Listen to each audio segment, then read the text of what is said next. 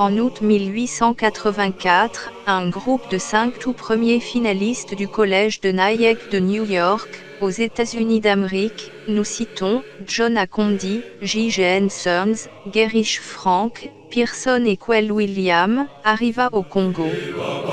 Ces explorateurs missionnaires renoncèrent à leurs vies aisées ainsi qu'à leur cher beau pays pour une contrée qu'ils ne connaissaient pas, mais qu'ils ont entendu parler dont seul Dieu connaissait. Cette prospection avait pour but la conquête des âmes pour Christ. Après avoir commémoré la fête de Nativité à Londres en Angleterre, ils s'embarquèrent pour l'Afrique par l'Angola, et arrivèrent dans l'enclave de Kabienda, le 4 février 1885. Malheureusement, ces derniers n'avaient pas l'autorisation de bâtir l'œuvre de Dieu dans ce territoire occupé par les colonisateurs portugais.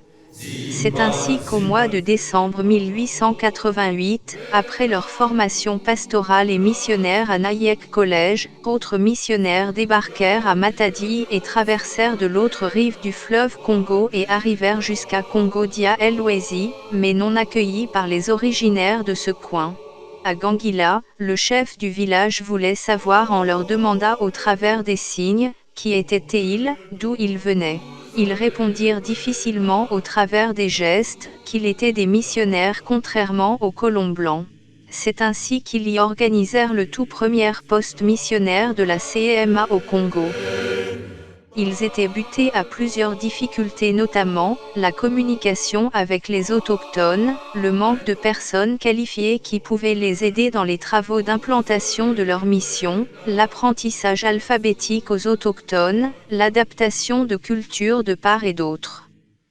Pour pallier à toutes ces difficultés, les missionnaires communiquaient avec un langage gestuel, et ils ont commencé à apprendre aux autochtones à lire et à écrire, moyennant un tableau d'alphabet qu'on appelait « Bassa », dont toutes les lettres étaient en majuscules. En 1889, Miss Louise Quevreau retourna en Amérique, et en mai 1890, Matilda, épouse du Hunter Reid, mourut et fut inhumée à Gangila. Ce dernier et John Bullerkis resta et Uvera seul à Gangila. L'œuvre de Dieu ne fut pas si facile à établir, et, malgré certaines résistances, par la grâce de Dieu, Nchiama, le chef du village de Gangila, accepta Christ et fut baptisé en 1892, et surnommé Abraham par les missionnaires. Au fil de temps, l'œuvre de Dieu a commanda à prendre petit à petit de l'ampleur. L'acceptation de la propagation de la parole de Dieu par les autochtones qui auparavant étaient hostiles, traduction de la parole de Dieu en langue kikongo, l'apprentissage de la langue kikongo par les missionnaires, implantation des stations missionnaires florissantes dans divers villages, organisation des services sociaux, postes sanitaires, écoles d'apprentissage de l'alphabet, construction des infrastructures de fortune pour les missionnaires, etc. Ensuite, l'inculturation de la parole de Dieu, c'est-à-dire, les missionnaires dotèrent à l'Évangile un aspect purement africain afin que la parole de Dieu soit gravée dans les esprits des indigènes sans contrainte.